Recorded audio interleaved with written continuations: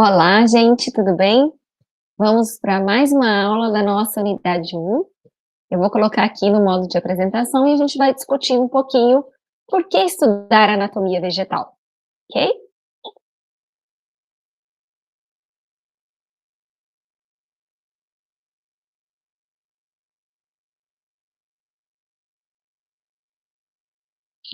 Muito bem, então vamos dar início a mais uma aula.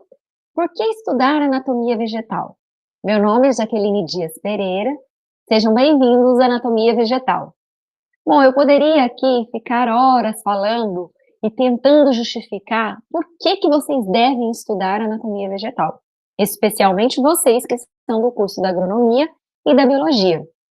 Mas vocês vão perceber quão fundamental é entender a estrutura interna das plantas, porque a partir daí vocês vão conseguir entender toda a fisiologia da planta e, consequentemente, ter uma ideia geral sobre a planta, quer sejam elas as cultivares que vocês vão trabalhar ao longo da vida profissional de vocês, quer sejam elas as plantas nativas, fazendo todos os trabalhos de recuperação de áreas degradadas, enfim, estudando as estratégias adaptativas das plantas, vocês vão ver as mais diversas aplicações. Então, vamos lá?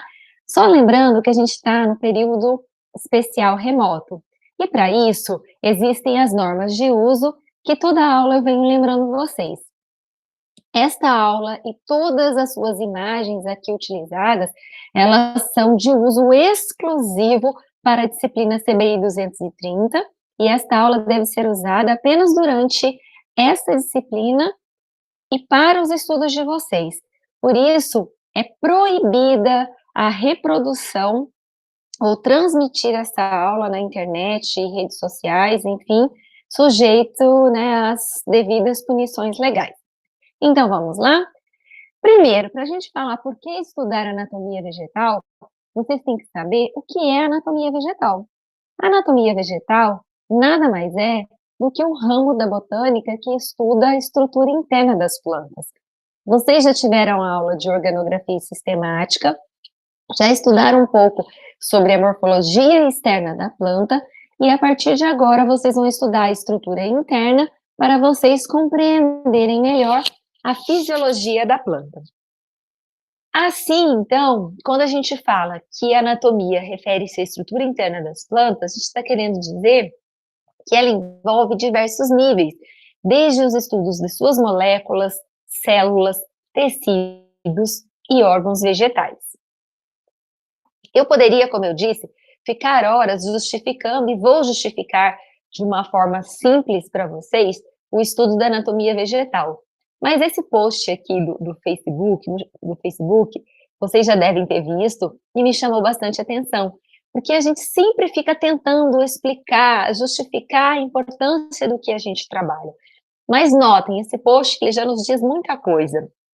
Imagine o Mendel, na época dele, solicitando, né, escrevendo um projeto para uma empresa de fomento, para uma unidade de fomento de pesquisa, e ele recebesse, falando que ele queria estudar as ervilhas, e ele, olha só, né, simulando isso, que ele teria recebido. Caro Mendel, infelizmente a universidade decidiu negar o seu pedido de funcionamento. Estudar reprodução de ervilhas?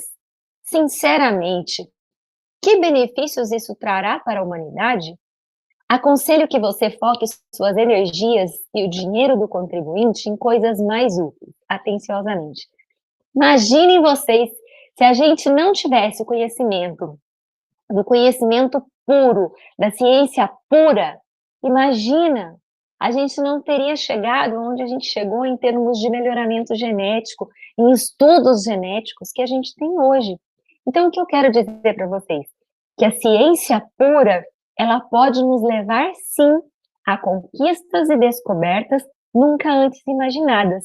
A gente vai tentar aqui justificar a importância da anatomia vegetal para vocês terem isso mais concreto dentro de vocês, sobre a importância disso, mas é importante que vocês saibam que se eu quiser estudar simplesmente a anatomia de uma planta, para eu entender quais são as partes dela, por exemplo, eu vou fazer uma caracterização anatômica de uma folha. Eu sei que é, por exemplo, uma cutícula espessa, uma epiderme estratificada, um mesofilo dorsiventral, uma folha hipoestomática, enfim, um feixe vascular colateral. Pronto, eu já sei, eu consigo entender simplesmente o descritivo. Só que vocês vão ver que isso vai muito além, que a partir do momento que eu começo a entender a forma das células, eu começo a relacionar com a função, e aí fica muito mais fácil. Mas eu trouxe vários exemplos aqui para a gente poder discutir e vocês entenderem por que que vocês têm que estudar essa anatomia vegetal, ok? Primeiro, a anatomia vegetal, ela tem vários ramos, quer seja anatomia descritiva, onde a gente vai fazer uma análise detalhada de todas as partes, ou de todos os órgãos vegetais. A gente tem a ontogenética, que é aquele ramo da anatomia onde a gente vai acompanhar o desenvolvimento de um órgão ou de uma estrutura, e aí a gente vai verificar aonde aquele tecido, por exemplo, teve a sua origem, como que ocorreu aquele processo de divisão, enfim, isso nos traz muitas informações importantes. E a anatomia aplicada, quer seja a taxonomia, a agronomia, a biologia como um todo, quando eu, por exemplo, preciso identificar uma planta e somente as características morfológicas externas, as reprodutivas, não são suficientes, porque morfologicamente as plantas são muito semelhantes, eu posso fazer uso da anatomia e tentar, a partir da sua estrutura interna, verificar as características anatômicas que me auxiliam a classificar essa espécie. E anatomia ecológica, né, que vai analisar as diferentes estratégias adaptativas das plantas, as variações do ambiente. Então, a gente vai conseguir entender como que as espécies sobrevivem nos mais diversos ambientes, como que elas conseguem estruturalmente sobreviver a um determinado ambiente, ou se ela apresenta uma maior plasticidade fenotípica, ou seja, tem algumas espécies que eu encontro nos mais diversos ambientes. Mas será que elas têm as mesmas respostas anatômicas, morfológicas, fisiológicas nesses ambientes diferentes? Além disso, nós temos também a aplicação fisiológica, que leva em consideração, né, a função que o órgão, aquela estrutura apresenta. Então, são os diversos ramos. Então, aqui, só alguns exemplos para poder vocês compreenderem melhor os diversos estudos, os diversos ramos da anatomia. E esta aula, ela vai ser muito importante para vocês tentarem definirem o tema do webinário de vocês, que vocês vão apresentar. Então, ela vai nortear vocês durante a seleção dos artigos dentro de uma área específica de anatomia.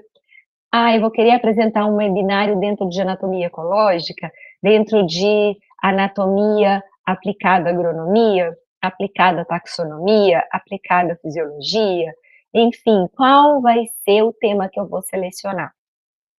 Aqui, nós temos um exemplo de anatomia ecológica, sobre a estrutura das folhas de plantas lenhosas do cerrado. Então, através das estratégias adaptativas foliares, a gente consegue verificar como que as espécies sobrevivem muito bem, obrigada, a essas condições a que o cerrado está exposto, quer sejam condições de fogo frequente, intensa luminosidade, excesso de alumínio e etc. Ok? Esse artigo é muito interessante. Nós temos trabalhos também de anatomia ecológica que enfocam folhas de sol e de sombra dentro do mesmo indivíduo. Basta a gente perceber, por exemplo, que as folhas de uma árvore, né, que estão aqui no dossel, na parte mais exposta, elas estão expostas a uma intensidade luminosa maior, a um déficit hídrico maior, em relação às folhas que estão posicionadas mais internamente a essa copa. Então, as condições de luminosidade vão ser menores, as condições de déficit hídrico vão ser menores. Então, a gente consegue perceber a própria plasticidade fenotípica dentro do mesmo indivíduo, a partir desses estudos foliares. Então, aqui foi um trabalho que eu realizei com folhas de sol e de sombra de esquinos peribentifólios. Então, morfologicamente, quando a gente observa essas imagens, a gente já consegue verificar que as folhas de sol, elas apresentaram uma área foliar menor, lembrando que essa folha, gente, é uma folha composta, enquanto que as folhas de sombra apresentaram uma área foliar maior.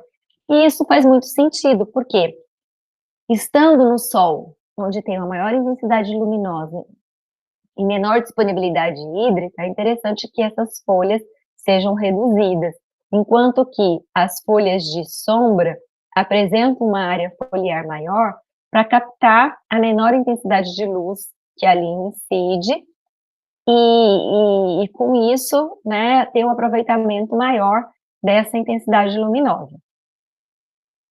Aí nós temos várias análises fisiológicas que foram realizadas, e a gente vai perceber que quando a gente faz o corte anatômico, as folhas de sol apresentam uma espessura maior.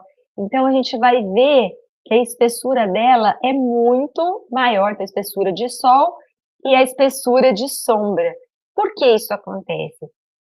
Porque aqui nas folhas de sol, os tecidos eles estão mais compactados, enquanto que nas folhas de sombra, eles não têm essa compactação, justamente devido à intensidade luminosa, que é maior no sol em relação à sombra. Então, vejam que interessante, a área foliar é menor, mas a espessura da folha é maior, justamente porque os tecidos estão mais compactados, para evitar esse aproveitamento máximo do que seria para aquela planta, naquela condição, um excesso de luminosidade que poderia causar o superaquecimento no interior do órgão, que poderia causar uma fotoinibição, né? Ou seja, inibição da fotossíntese pelo que seria naquele momento o excesso de luminosidade. Desculpa. Nós podemos ver também em outros trabalhos, como desde esse de 1984, mostrando, né, as diferenças entre as folhas, as características, né, ilustrando aqui das folhas de sol. Ou vai ter uma epiderme multiestratificada, ou uma cutícula espessa e a epiderme uniestratificada, ou um parênquima palissádico com células mais alongadas, uma única camada, ou duas camadas. Então, assim, cada espécie, ela vai responder de uma forma específica às condições de luminosidade. E a partir desse entendimento anatômico, a gente consegue perceber como que aquela planta consegue sobreviver àquele ambiente. Aqui mostrando, né, o parênquima lacunoso, aqui com menos espaços intercelulares em relação a essa outra espécie. Nessa espécie também ocorria a presença de papilas, nessa espécie não, enfim. Cada espécie, ela tem uma característica anatômica que já é determinada geneticamente, mas diante das condições do ambiente, ela pode responder a todas essas variações ambientais. Tudo relacionado, né, a conseguir sobreviver nesse ambiente, ou seja, pelo fato de a planta, da folha da planta apresentar tais características, responder a tais fatores ambientais, ela consegue sobreviver, muito bem, obrigada, àquelas condições. Aqui já, nesse trabalho também, os autores, né, a autora ressalta uma folha de sombra, no geral, é uma folha que tem mais espaços intercelulares, e isso, gente, não é aleatório. O fato de ter mais espaços intercelulares numa folha de sombra é importante, por quê? Porque essa folha, ela apresenta estratégias estruturais fundamentais para aproveitar a menor intensidade de luz que ela incide. Então, o fato de ter mais espaços intercelulares é que se acumulam ar e água.